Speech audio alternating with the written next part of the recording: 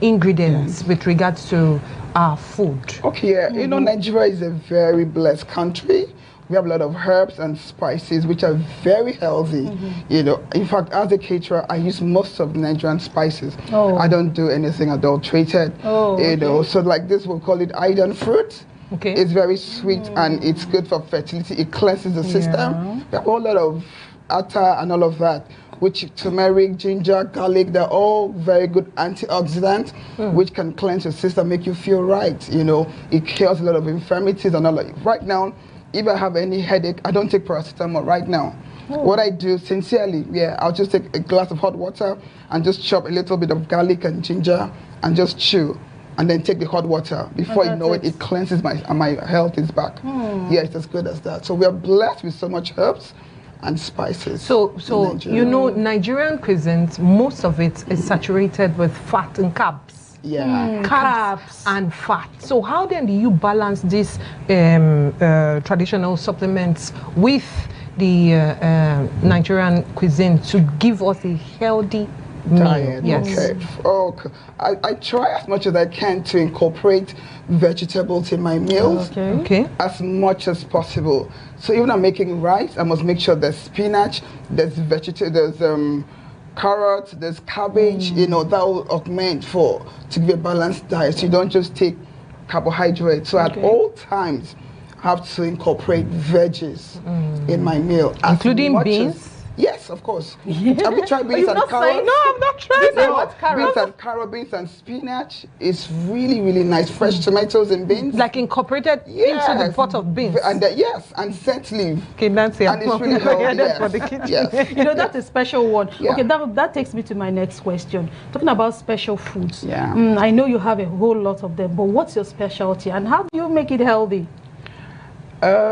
I'm actually after health. Actually, when I'm making my food, I go after quality, I don't do quantity. So I have a recipe that we have to follow. You know, so whatever we do, we must make sure that we have the Nigerian herbs. Very important: turmeric, ginger, garlic, iron fruit, locust beans. If you do it, and then crayfish is also very important in your food. Yeah, so instead of going for Maggi, you know, you can augment for these things. It will still give you the taste of what you know. We are so used to bouillon cubes on this side of the country. I know. You know, someone told me that she doesn't use salt, but she uses like 6 cubes of seasoning cubes. And these seasoning cubes, she tells me that there's no salt in them. But lo and behold, these seasoning cubes are actually made of salt. So you say you're not taking the physical salt, but then you're taking an incorporated salt, you know, in the cube. So how do we, you talk about this, and how do you then cook without putting the salt in it? And you say you don't use the regular bouillon cubes. So how do you make yours to still make the food tasty? Yeah, for me, you know, even you have to use a little bit of those bouillon cubes. You do a little, you know, for taste for people that don't. But personally, I don't eat it. Yeah, hardly do Maggi my own. When I cook in my house, you know, I put very little or nothing. But I use more of crayfish. And you know, if you're cooking right now, you don't just keep adding those things. When the food is almost done, that's when you add your crayfish and those stuff. It will still taste as good as adding salt. Because you know, salt is not very healthy, so the lesser the better for health. You know, I've come to know that crayfish is very, very flavorful, and most times it overwhelms the food. So, and knowing fully well that Nigeria, we are not big on measurements. Until the Holy Ghost touches you. Until the Holy Ghost touches you. Like if you open a pack of Indomie, you would see the seasoning on the side. We were brought up, I don't know, I'm not, I know that you too, you are part of the story. You know, we were brought up, our parents would just carry the salt, put it in your hand like this. You have weighed the exactly. So, since we don't have a measurement system, how then do we balance not overdoing it? Yes, not overdoing it, and it's still very tasty to people that will consume this food. It's very important, you know, you must have a measurement for whatever you're doing. You don't just keep adding. You know, food is a routine kind of thing. So, you know, if you're making 5 cups of rice, you know the measurement of maybe 1 cube of Maggi or 2. So it must have this measure. You don't over add up something that it becomes very salty. So how do you know, especially you now as a caterer, you understand? Because if you give me that big pot like this, I've prepared packets of Maggi. No. I know that's the problem. Yeah, it's actually an issue, you know, because if you buy some packed food, foreign packed food, they already have measurements for their yes, for everything. Now to me, you're making a goosey soup now. There is no measurement for it.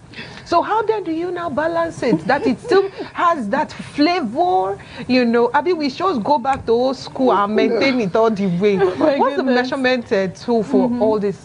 For the different kinds of food, we have different soups and all that. So what are the measurement tools we can use? Yeah, see, food is a routine thing. You know, like I said, you know, when you have a pot of soup, okay, this is for 10 people.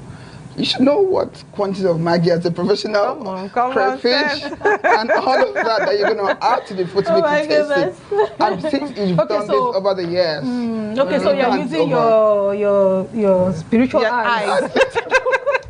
Yeah, because it's what I do for a living, so obviously you can't make such mistakes to over. For all of us that are learning now, that's you need to come for training. We need to go for training. You know, I know there are some misconceptions about Nigerian cuisines and, you know, nutrition. Have you come across any? Do you want to share any and debunk them? Not really. Okay. I think I'm very good at Nigerian cuisine. It's what I really specialize in, and all of that. And if you ask me, we have one of the best because we are blessed with herbs. Don't forget that, and grains, which are healthy for us and all of that. So you just need to take one step at a time and make sure you don't overdo them. Talking about grains, do we incorporate grains into the cooking? Yes, like in the north, you know, they have. Millet, kunu is a drink from the north. It's made from grains, millet. Okay. Yeah. Yes, you can. But we don't take them this part of the. We do pap. Pap is from corn. Oh. Yes. That's true. Pap is from corn, and it's very healthy. You take pap in the night to sleep. It cleanses your system without any sugar or whatever. Try it. You just wake up refreshed. There's a lot of secret in this thing. Seriously? Just pap. Just pap. Yeah, no sugar. Just try it at night. It detoxes your system and all of that. You feel good every other day when you wake up. Wow. You open your bowels, yes. You know about that? Well, this is my first time. I need to go and try that. You need to try that. Anyway, there was this video I saw of a young man using okra to make cake. Okra to make cake. Please. New one. Yes. And I know how many Nigerians, including the ones that we see people use gari, soaked, you know, this gari that they soak, put milk, put sugar, you know, and then use it to form something else. And I know how many times people criticize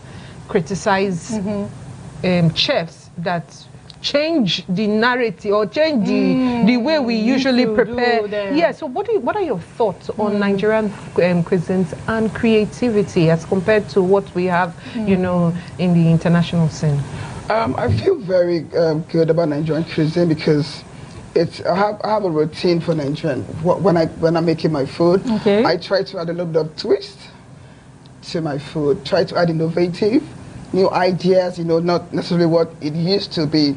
You know, that food can be better, and you could add one or two things to have a twist that could compete with other cuisines in Africa or world at large. Okay, so now let's talk about eating trends. You know, I've noticed young Nigerians, when they eat, you know, this new trend of when you get your plate, you put small rice, you put large vegetable, even though it's the afang, they'll say it's still vegetable, they'll put it there.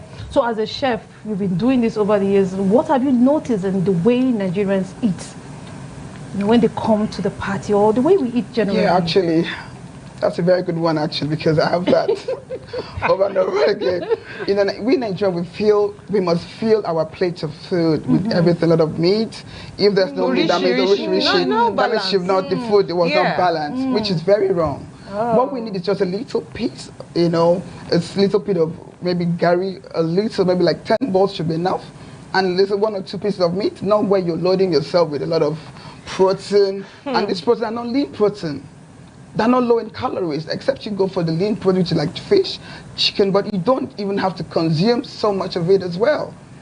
Yes. So if I go for an event right now, you know, people feel it should load their plate. Some say, no, madam, it's me, just put some more, but that's not the body. Don't think as much as what you're taking. The little you take for your body, it's okay for a healthy. How about when they tell you, oh, well, I don't do this every day. This is just an opportunity, so let me consume as much as I can. I think it will be what are the health, what are the consequences of such acts, you know, to our health? Whether it's just for one time, okay, or it's a regular thing. Or it's a regular thing. What are the consequences? Because you know, we Nigerians, if we don't know that this thing, if we don't, if we never get side effects, we never feel them. Yeah, that's the truth. So we really want to know what are the side effects of an act like consuming 10 pieces of meat in, at a go. You know, at a go. A lot of gari of fufu at a go. Yes. You know what it is that what I think is, you know, if you're taking that much per time, you are expanding your stomach walls. You understand, which is not very good. So you might eat that today, and if you don't have that same quantity of food tomorrow, it becomes a problem. You get more hungry. But whereas you could take a little for what you need right now, it might last longer. Tomorrow you're not going to expand those, you know, your tummy and all of that. So I think it's really wrong to over-consume whatever we're consuming. It isn't good for the body at all. Now, when you go for when you go for catering stuffs like that, you know, I know there are lots of people with different eating patterns. You know, people with diabetes, people with different sugar level. How do you cater? How do you prepare your meal with all this segment of people in mind? Yes, I do that a lot. You know, whatever event I have, I must have a healthy menu. I must have my normal menu. So I take in consideration people that don't eat maybe rice. So I'll make plantain porridge. I'll make plantain swallow. And I'll make some kind of sauce with veggies for them. So the people that don't eat salt as well. So I'm going to ask you which one do you prefer. So I serve the guest according to what, you know, they want. Some people don't eat rice at all. So I make sure I have the alternative. I can do oatmeal, which will go with the swallow instead of fufu and all of that. So we try to balance our food. All right, so in Nigeria, since we're talking about Nigerian cuisine, and I know we have a whole lot of it, from the east to the west to the north to the south. So let me ask, what is the unique thing about South cuisine? Oh, tell me about it. We're so blessed in South, you know, what we call fisherman soup, which is a combination of fresh fish, with all the seafood. If I make fisherman soup, you will love it. Really? Where we add all the sea snail, the shrimps, the prawns, the sea snails. You know, it's a whole lot of combination of seafood, you know, put together. And then you will love, we have a lot of food in the South. Now compare it to other regions. Yeah, Nigeria is actually blessed with a lot of culture and tradition and different ethnic influences, you know. Like in the Yoruba, they have a foriro, which I love very much. A foriro? Yes, it's a kind of green leafy kind of food stew, made with tomato, with stockfish. It's actually very nice. No cuisine. grain? Yes, no grain, no. It's leafy green vegetables. Efo, yes. Some kind of green leaf in stew. And then we have amala in the western part. Yeah, quite interesting. And I love, because I live in Lagos, so I enjoy. How about the north? You've not mentioned any food. Oh yeah. I know. Shinkafa. That's one of my best in the north. You know, which is made from match rice. Have you heard of me and Kuka? No, I haven't. I lived in Abuja for a while, but you know, I enjoyed shinkafa and the kunu. Which is made from millet is very rich. You know, that's one of the grains we have in Nigeria. So we have so much in this country. Do you by any means try to bring those food from the north, from the east, this way, so that, you know, let's have a mix, let's have some twist, you know, like to incorporate what we have in the north from the west? If I have a client that wants me to, then that will be necessary. Yes, we have to bring them down to incorporate our meals. Yes. Okay, so they say water is good. Water is good. I've heard so many nutritionists, you know. However, I saw this very disturbing video of a lady that took over 6 liters of water because she was quite thirsty. She died eventually. Really? Yes. I want to know your take on at least the water to take, especially after meal or before meal. You know, what would be your own advice, you know, to our viewers on that? I think for me, for water, I think as a person, I hear people say it's best to take water before you take your meals. Okay. So that will enable you to eat less of the quantity we're supposed to consume. And then after food, you shouldn't take water immediately after food. You should allow the food to go in a little bit, and then you can take water much later. But I believe in water because water is actually very good. I don't think it's water that killed that lady. I don't think so. Because I'm a fan of water. Okay. I take both hot water. I think maybe I think it's the she was hungry or she wasn't. No, she was quite thirsty. I think what it was dehydrated or so. But she took it at almost the same time that she's drinking, dropping. Oh, that's great. That's sorry, the water went to the wrong places. Oh, you can't explain that. I can't explain it, but it just drew my attention. Like they say, excess of everything is bad. It's always even bad. water. I was also astonished at that. As far as the excess is there. No, okay, so we'll have to go on a very short break. But before we go, since you're a vendor, I think you people have major role to play how healthy people eat. You have a client now who comes and say, okay, prepare this kind of food. Do you like chipping some advice to give to the client? Yes. Oh, this is not healthy, let's do it this way, because they say. So what role do you play in helping people to eat healthy? I do that a lot, if it's a small gathering, so I'm going to ask him what age people are coming for the event and all of that. Okay. Probably for maybe you're in the house or something. Okay, I'll go for a healthy meal. I won't go for the usual. So the client could say, okay, madam, can we have small chops for starters? I said, no, ma'am, no, sir. Can we do garden egg? You want to my money? Yes. Those many ingredients. So I could say, no, we can have, I had an event last week, but we didn't have small chops for starters. Oh. We had garden egg and groundnut. And I'm telling you, everybody enjoyed it. It was really good, yes. Too. No, not just a budget. They could afford small chops, No, I'm just saying it's also another advantage of the budget. Yes, another advantage. Very important, All right. So I saw them enjoying the garden egg, and I'm like, this is a good one. So we have to incorporate this more often. And that was courtesy you, right? Yes. You brought in the idea of using, instead of the small chops, now let's do this healthy. I asked my client, do we have small chops? Since it was an 80th birthday, they said, okay, I think we should do Inya. That's what we call it in our dialect. Okay. I said, ma'am, I think that's a good one. So I went ahead, did it, and it was beautiful. I loved it. Let's go on a very short break. We'll be right back. Stay with us. Step into the heartbeat of the world where news meets real talk. From breakthroughs in diplomacy to humanitarian challenges and scientific milestones, Global Digest takes you beyond the headlines and straight to the heart of the matter. I am Ama Marcus. Be a part of the world unfolding stories at 3 p.m. on ADBN, channel 258 on DSTV, and Star Times, channel 140. Global Digest, your window to the world's current affairs, only on Advocate Broadcasting Network.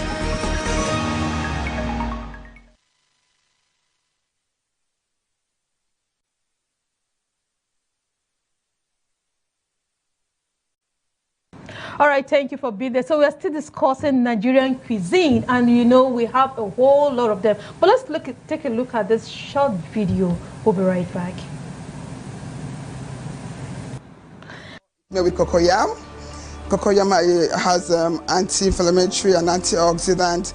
It's a source of fiber for the body, so we need to add up cocoyam as part of our daily meals. You won't be sick if you take cocoyam. You could have it as a swallow. You can have cocoyam as ekpan cocoa. You can have cocoyam as kind of oto, that's what we call in Akwa Ibom State.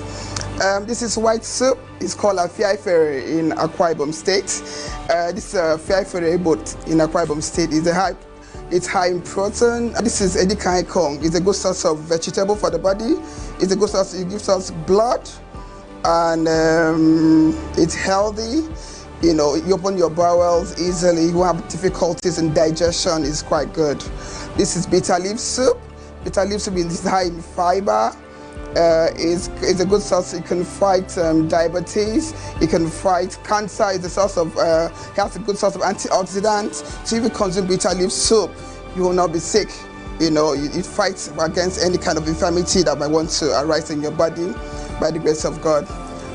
We also have, we call it edesi food. It's yellow rice. It is tardon, you know. It's palm oil rice made with vegetables. It's a good source of carbohydrate, you know, but we don't need to take too much of carbohydrate. I had to mix with ugu leaf, which is vegetable leaf, which is good for the blood and all of that, to also reduce the contents of the. Right, as we've seen there, you know, I just eat these foods. I don't think about the health benefits at times. It's only when I'm eating other kind of food, but when I'm eating traditional food, I just eat it because it feels good to eat them. So now you're talking about and tastes good. Yeah, and edika corn. I was thinking they're the same thing. No. Okay, so can you please, you know, explain to us what are the health benefits of eating afang and edika corn? Okay, edikaikong is a kind of, it's called ugu leaf. Oh, okay. It's like a pumpkin leaf. Yeah, pumpkin leaf. Yes, we call it ugu in yes, Igbo. So it's high in, it gives you blood. If you lose blood in your system, the doctor asks you go squeeze the water of ugu leaf and take it, increase your blood in your system. Okay, so is it that one they will add malt and milk? Yes, it's very medicinal. Yes. It's very, and it's high in fiber as well. You know, it's good for easy digestion. You're not going to have any constipation if you consume edikaikong soup. No, it rather opens your bowels and your peas at all times. Then afang is a little bit harsh. So whenever I make afang, I add a lot of water leaf to the harshness of the afang. You know, and some people take afang. It could be like a purgative for some people. Oh, really? Yeah. So I prefer edikaikong to. Afang. Yeah, it has more benefit. Edikaikong has more benefit than afang soup. Yes. Okay, you also, I saw the white soup kind of. Yeah. So what's that? White, that's called afang sala in Igbo, in the east. You know, it's called afang. It's white soup. It's made from goat meat, and then we use yam to thicken the soup. Yes. Okay. Yam is one of the tubers we have in Nigeria. It's it's actually very good, but not too good because it's high in carbohydrate. So that's why you need to put a lot of protein, dry fish, you know, rishi, goat meat or whatever to make it a balance. But you know, the whole lot of food you had on that table are food we eat probably afternoon, evening. Yeah. True. When we talk about breakfast, that's where the problem is. We still go back to the Western food for breakfast. So do we have like local food we can, you know? Yes, of course. Yes, like a cocoa. It's very healthy. Yes, it's made from cocoyam. Cocoyam. You know, you wrap it with the cocoyam leaf. It's one of the best. There's no gluten in cocoyam. Cocoyam is very high in fiber. It has vitamin A, vitamin C. It has potassium. So it should be consumed more, even for breakfast or lunch or dinner. You can boil the cocoyam with pepper soup. That's really? Yes. And there's no carbohydrate at all in it. And it's highly recommended for diabetic people as well. In my place, cocoyam is one of our main meals. Yes, it's one of our main meals. And but there are varieties, right? Yes, there are varieties. There are several ways you get to prepare it. Okay. And so hearing this one for breakfast, I think it's something that I'm going to go and try. Yes, you could fry, you could steam it. Yes, you could dry it. You could grill it. It's really nice when you grill. Yes.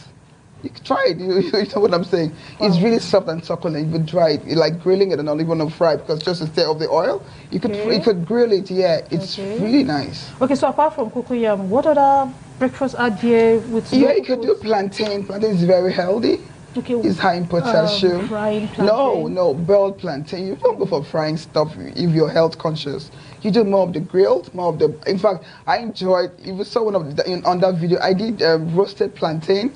Which is very nice with vegetable soup. Yeah, now you know that at night also, while we are considering morning, it's also important that we consider night because sometimes you just need something to nibble on. So like snack or something night. At night, just pass time till you fall asleep. Now, what are those other light Nigerian cuisines that we can use since we now have, that of breakfast? What are those other light ones that we can use? You could do, there's what we call moi moi. It's made from beans. Beans, one of the grains we have in Nigeria. It's like a pudding. Yes. It's wrapped in a leaf and all. Moi moi is very good for for you to consume because it has less. You know, some persons calories. have their digestive system is a little bit slow. Yeah. So you go for vegetables. Okay. Yeah, you can take carrots mixed with cucumber, with cabbage, and then that's good to go. Okay, now let me ask you, now that you say you can go for vegetable, do we have anything like local vegetable salad? You know, like you have for the foreign, you have to put the lettuce, you have to put the cabbage. This is where Nigeria, the creativity exactly. Yes. So do you buy, have you What ever? I do, yes, I do. I can, I get to the market, get ice fish, Titus fish, and I make a little pepper soup, and then add spinach. Oh. Okay. Spinach is a very good leaf. I have it in my backyard actually. So I incorporate in my meal. Whatever I make, add spinach, and then just take this pepper soup. And that's good enough for dinner. Okay, maybe a piece of so now my creative It's open. this is open It's now. open. So I'm beginning to think of something now. Yes. So since you're here, you tell us if it's good or it's not good. Okay. How about I slice some ugu? Okay. I slice them in the pan and I grill some fish. I put them in the pan and then I bring this cocoyam stuff, just a little. I put them in the pan and then I add a little salt and I stir it. Is that a meal? Yeah, that's a meal. Yeah, that's a meal. Yes. I'm looking for salad. Of course, some healthy stuff. Yes. Cocoyam is actually some fire has been ignited. Now, My goodness. each time I pass the market, I'm fascinated by fresh tomatoes. Oh, yeah. In fact, it inspires me The to want to color. cook. The color. Yeah. The minute I see these fresh vegetables, I am inspired to cook. Please, what inspires you to cook?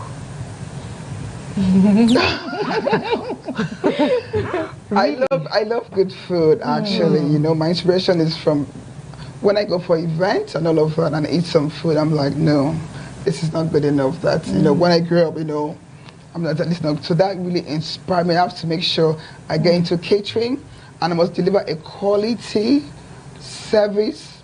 And whenever I cook, it must be better the next time. So that's my inspiration, So I don't ever want to see anyone eat something that's not good enough. So I must make sure I go for the extra mile to make sure whatever you eat must be better than what we did before. Last time. Yes. So that's my... I love that question she asked. She took it out of my mouth. But let me now ask, when you decided to make it commercial, we know you have this passion to cook. So when did you just say, okay, since I love this, let me just commercialize it? Okay. How did it happen? Okay, that's about, I've cooked like almost all my life, growing up, but in the last 10 years, I started thinking of it because some people take advantage of me. I can be called, can you do this? And I kept doing it. So I started having some comment like, Madam, why don't you turn this to a passion? So I was like, so I can actually do this. Monetize it. Yeah, monetize it. So I thought it was important. So I thought it was very important. So I just thought, let me just start my meal plan. So I started having meal plans. Let's have how far we can go. And trust me, it's been very inspiring. And I admire what we do because we try to do best quality of food and give value for your money. Now I've seen a certain video. Just permit me. This one is very important. There was this one I saw on Instagram. Okay. The caterers were taking the food from one point to the other, while at it, the pot hot poured on the body of one of the staff, and then they spilled over to the other person. The lady she just took off her clothes right there. She was just trying to get herself. Please, there are several issues that happen, behind the scene while trying to cook for large crowds. And I know that there are certain persons too that they have passion for cooking that are also watching this program right now that would want to know how then do you convince I don't know what you will use to convince your client that, as I was cooking meat, this is what happened. What kind of risk measures do you people take to avoid such occurrence? And how then do you now balance it with your client that has, requested that you create something special for their special occasion? Okay, that's why there's need to be extra careful when it comes to handling food, you know. There are a lot of safety measures you must take into consideration. In moving from one point to the other, you must make sure the road is clear, nothing is, you know, there's nothing hanging, nothing, you know, to make one trample or to avoid any eventualities. So there's need for you to take extra precaution to avoid these mistakes. Okay, so has it ever happened to you? No, not actually, no. Okay, then how do you pick your... But I know it happened to, I had an event with another caterer, you know. Mistakenly, they made fisherman soup, you know, on that event. And mistakenly, water poured.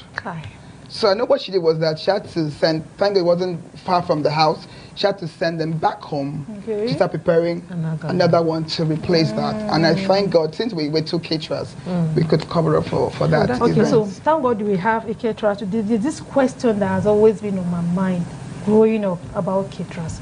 Why is it that when caterers come on an occasion, they were paid to bring that food, they were paid to feed the guests, but they always want to keep those ones in the cupboard? They will tell you the food has finished, but meanwhile the food is plenty inside the inside the cooler. They always want to reserve. Is there any protocol? Is there any special? I don't understand how to put it. Why is it like that? You will say the food has finished, but meanwhile it's inside the cooler. Why do they do that? I don't know, seriously, but it could be their character. I don't know. It's not one, it's not two. But what I do, but for me, what I do is that if any event that I have, you know, I must set aside food for the owners of the event, because usually they don't eat. That explains a lot. Yeah, they don't eat. So you must take out food in a separate cooler. So I'm sure some of them, that could be the food. And if somebody comes, there's no food, they see this food, they'll feel there was food. But this, you have to set aside something for my client, because they have to eat after everything. You just don't eat there. So it's necessary, whatever event you have, you must set aside food for the owners of the event. Okay, so now that brings me to my next question. Having these staffers, how do you train them? You know, train them to be extremely, to be careful while cooking, and now train them how to talk, because I know lots of them do not know how to, you know, they don't know how to communicate with the guests and all that. Some of them are so rude. Some of them act as if, you know, you just came here to come and eat. So how do you train your staff? Exactly. Training is a constant thing for catering services. You can't stop training. Every day they come, you know, you have to put them together. It's what we're doing today. I don't expect you to do less than what we are supposed to do here. It's the same, so it's a constant thing. Constantly, you have to call them up. That's something I call on the phone. How are you today? This is what you did last time. Make sure you don't do that again. So they're constantly being aware of the fact that I expect the best of the behaviors from them.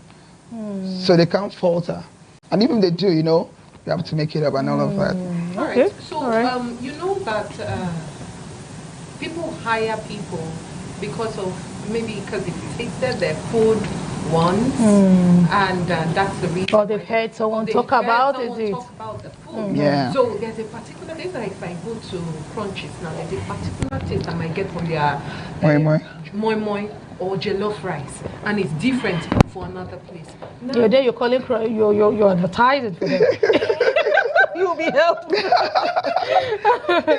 eatery. So going to the eatery, you know, I could tell the different tastes of different, you know, meat.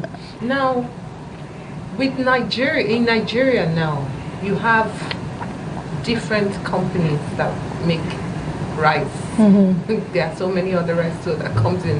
Now there's this inconsistency in raw material. How does it affect, you know, because I feel that it will definitely affect the tastes of the outcome of the cooking. Yes, of the cooking. So now this how do you manage this challenge that is associated with insufficient raw materials?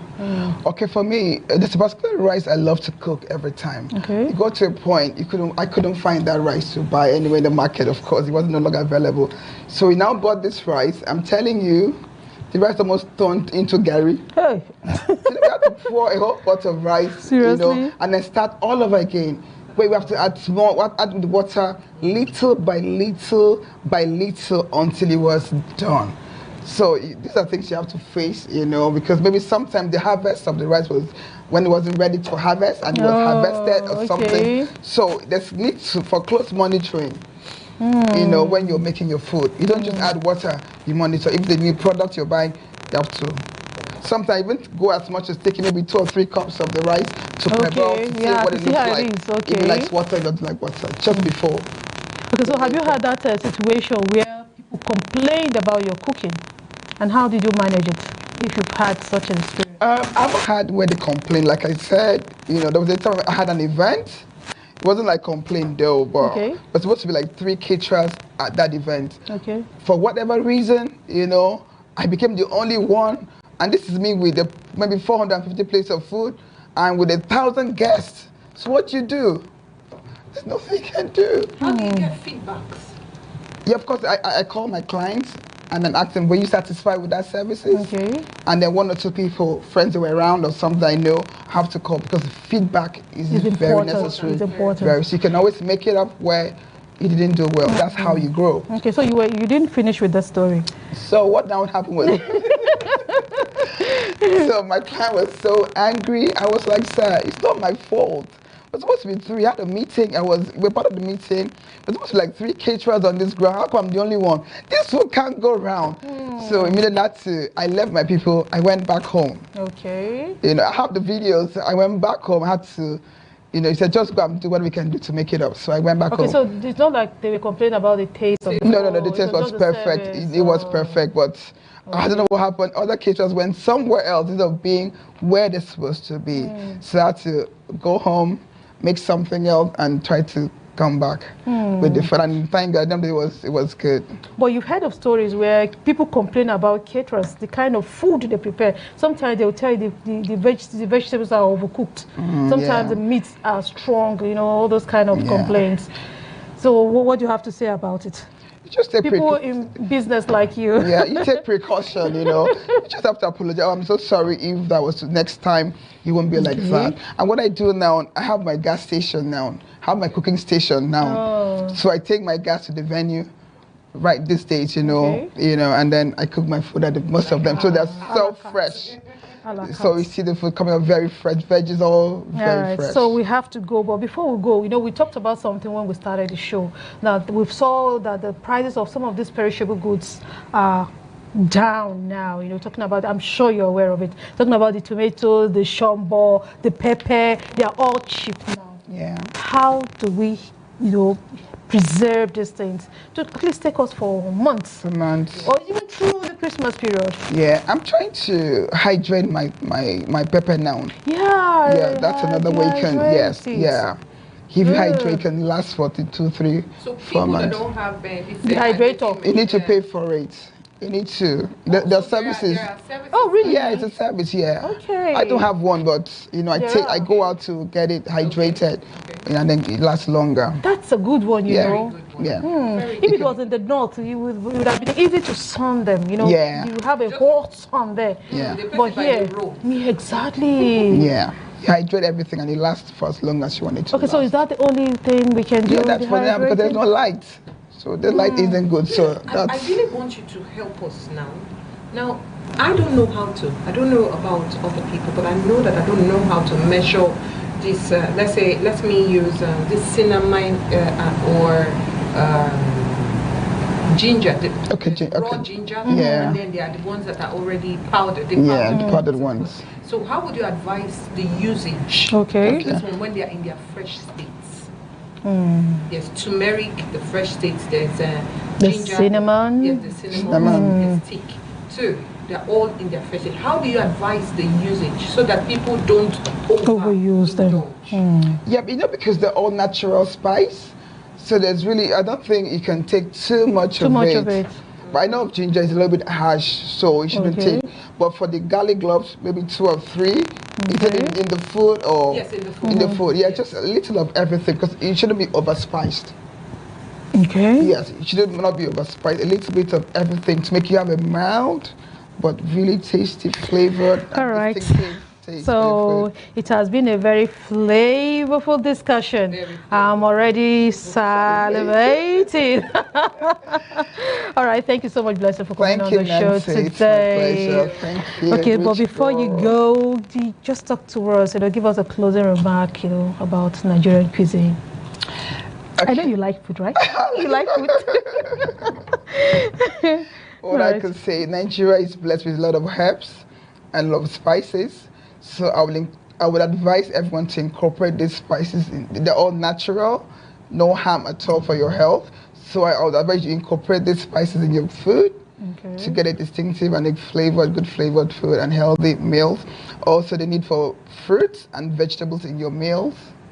And don't forget, it's also okay to work out, to exercise for a healthier lifestyle.